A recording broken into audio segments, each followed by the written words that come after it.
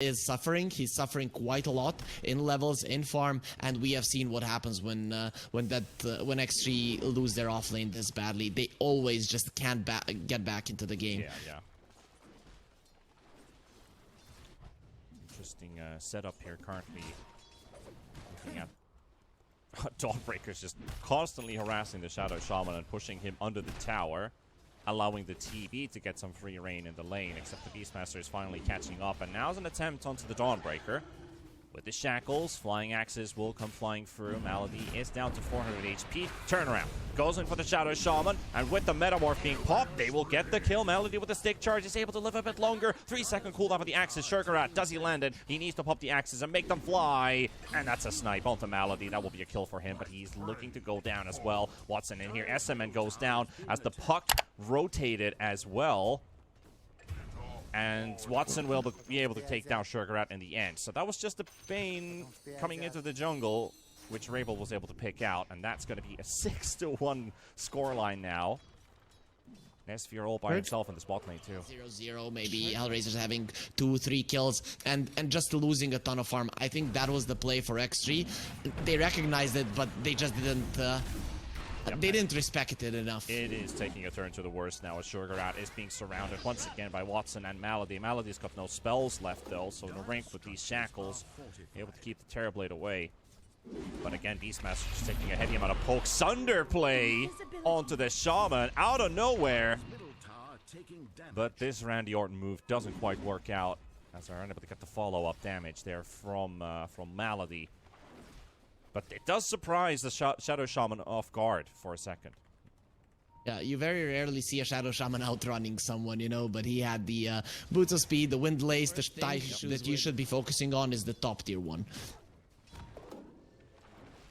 They would love to put more pressure on it. This Dominator is still being built, and here comes Rabel, and you know exactly what they want to do. Slow down and punish the Beastmaster, and with the orb, doesn't quite connect, and Natty Narble is here with a haste rune. He has a haste. Watson has to be careful. Sunder is still on cooldown. Heavy damage from the TA, and that might just be Watson losing his life, juking in the trees, 10 HP, and unable to get more done here as the TA still roaming freely here. Bushwhack doesn't connect, and another refraction charge, illusory orb to the safety of the tower. So they're able to get themselves out, but they lost Watson in the progress. They were able to keep Shurgarat alive, and I think that's the bigger cost. But is he staying too long? It does seem like it. He thought it was safe already. Natty Narwhal recognized, and now with this play and the response from Natty Narwhal, X3 have opened up the game a little bit. There's the Dawn ulti coming in as well. Coil broken. The ring's going to be going down, and Bane falling as well. HellRaisers finding 2 quick kills.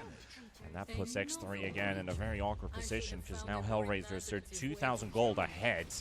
And we know that he plays it a lot. It's very easy to hit a good bushwhack when enemies are running into Rabel, top lane. They can actually get with this. The roar already used, and Puck followed up with the shackles. That's going to be one for X3, and it's not just any kill. He immediately goes for the roar. After the roar, it was too easy to get him down. You know, no Solar Guardian. X3 knew what they need to do. I actually thought with the start of the game, it's going to take a little bit more from them to take that tower down, but they did capitalize well on the movements of HellRaisers. And now Malady in some trouble as well. Oh, very good catch there.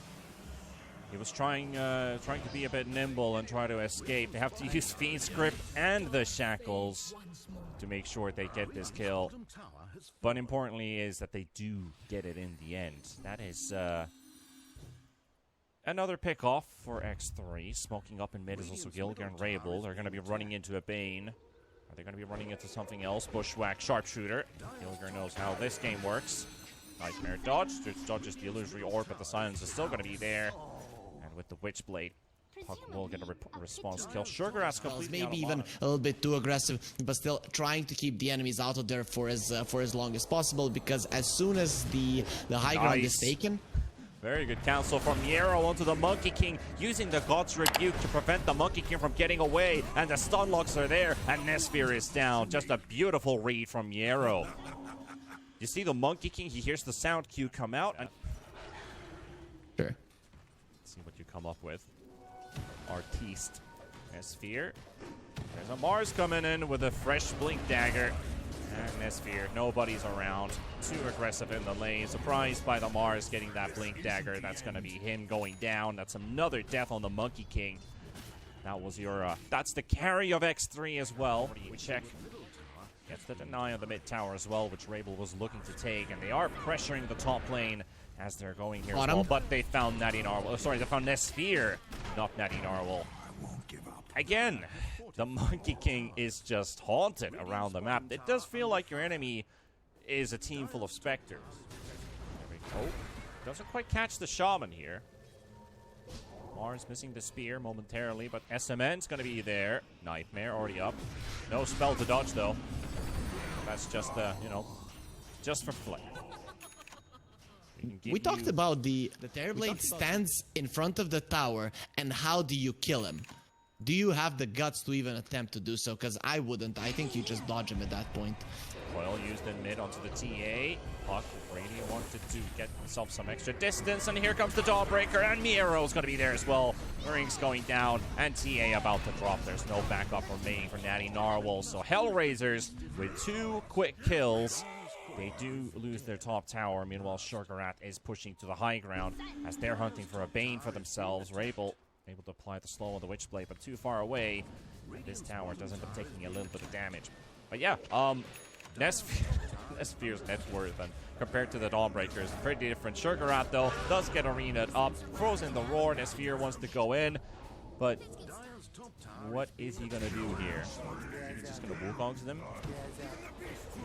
Maybe kill Gil here, but it's going to get bushwhacked again. They're just toying with Nesphere at this point. He does get broken, pops his BKB, wants to be able to keep those Jingu stacks up because there's a TB pummeling you on the high ground. But there we go. The lifesteal's going to be up, and Nesphere is going to regenerate a decent amount. Miero's got his own BKB and doesn't really give him much more except the security from a Boundless Strike. So he'll just pop it for some flair, and Watson gets the kill in the end on Nesphere. So that's basically X3 losing almost every single hero on the max except for the Bane. I think Miero there was, oh no, this Monkey King is attacking. Rank does have the Aether Lens on the Shaman, but Miero is a bit faster. Link Spear will take down one. Coil being used on the Beastmaster. It's going to be death number 2 out of this as well. Another one for the HellRaisers. Happy to take this one. The goal, you know, next team fight, you GG out. So this is something that I'm not the biggest fan of. And Nesphere's already found. They missed the bushwhack though, forced out the BKB from the Monkey King, and Nesphere surrounded by enemies, but they're going to be finding one target. It looks like it's going to be the Dawnbreaker, and still stunned inside the wards. They're going to be losing the Monkey King and the Shaman down. So is Natty Narwhal. Good night, goodbye. HellRaisers take 3 with a cost of 1, and then looking for the 4th as they snap the coil on the Beastmaster. Shurgarat, slow to fall, but the trap slow is real. There's still a right click that will come out from the arms of the Puck, and that will be 4 for 1. A reality for HellRaisers. 13,000 gold ahead. SMN will join his friends. SMN joining his friends here. Team white. That's and, all. You know, it wasn't even that bad of a position for X3, but the Monkey King used this BKB there, and they were coming with the smoke. But the thing is, you're coming into an area that HellRaisers are controlling, so you can throw your vision. Making the right moves. What was allowed them, what has allowed them to play this way, thanks to how the laning stage went in their favor. So obviously, I think it's an overstatement to say that they're playing super good, but they were kind of given this advantage, and they're catching the Monkey King. Oh boy, might be just another one. Pops down the Wukong's command and just doesn't have any lifesteal to get as he pops down. Negligible in the grand scheme of things. You don't even see those as mistakes. You see it as, okay, let's try to make something happen, and it doesn't work out immediately. But in the end, who cares? Because you got your Terrorblade to a point where he's unkillable. Whatever X3 does, this guy's not going down. They're trying to make a play in mid because they forced a lot of TPs onto the Beastmaster. So X3, they can find 1 kill. That's an opener, but it's taking them too long. The Mars Spear onto 2. Naring down, and Natty Narwhal follow suit. HellRaisers find themselves 2 kills. Metamorph has been popped as well, so that means HellRaisers can pretty much just push down another lane of racks. And that noose, it is starting to tighten up on the necks of X3. And if the news wasn't too much, it sometimes feels like there's also a guillotine about to drop on top of your head, as there's going to be a Beastmaster caught in by Niero. Nightmare saved momentarily. Roar comes out onto the puck. Does not get the high line. Beautiful, beautiful from HellRaisers. Right now, they don't really need to be diving, but we have seen this in Eastern Europe. This is one of the games where you don't really care if your lineup isn't that great at diving, because the lead is so big that you cannot lose. We've seen some of the games actually